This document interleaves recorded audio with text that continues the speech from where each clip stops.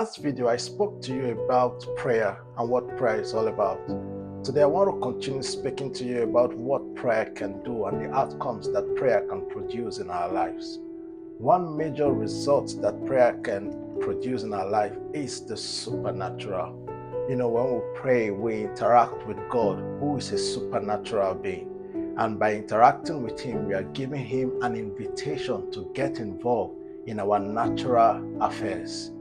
Such an invitation and interaction results to the supernatural being manifested in our lives. If you read throughout scriptures, you will see several times where people prayed and communicated with God, and it resulted in the supernatural manifestation of God's power. Several times you see Jesus spend time praying, and when he prayed, there was several manifestations of the power of God and the presence of God. There was a time where he stood before Lazarus and he called for Lazarus to come back to life when he died, and Lazarus came back to life. If you spend time to interact with God, who is a supernatural being, you are basically telling him, I want you to be involved in my affairs. And if God gets involved in your affairs, ultimately what you see being manifested is the supernatural power of God.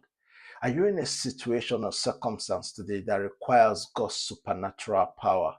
If you can spend time and take time to communicate with this God who is supernatural, you will see his power get involved in that affairs of your life. On our own, we are natural beings, but through prayer and connection with God, we become supernatural. We can function in the power of God by connecting with God in the place of prayer.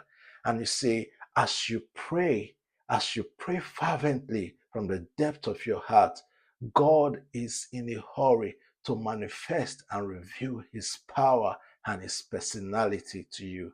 God bless you.